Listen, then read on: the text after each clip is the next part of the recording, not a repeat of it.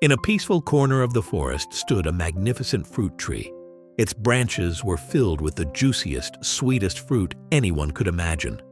But there was one problem. This tree refused to share.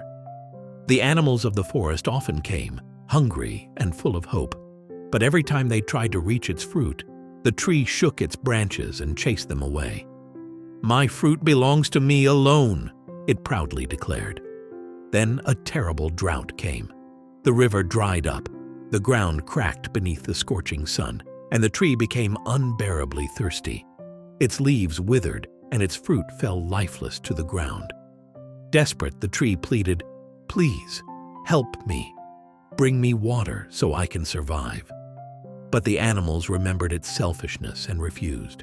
No one wanted to help someone who had never shared with others. But one brave little squirrel decided to give the tree a second chance.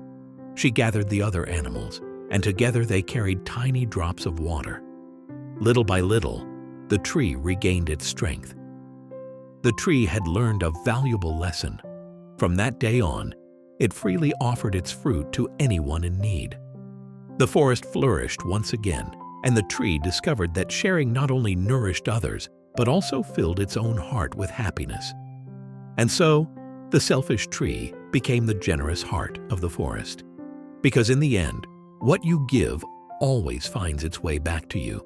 Sharing is the first step toward a truly fulfilling life.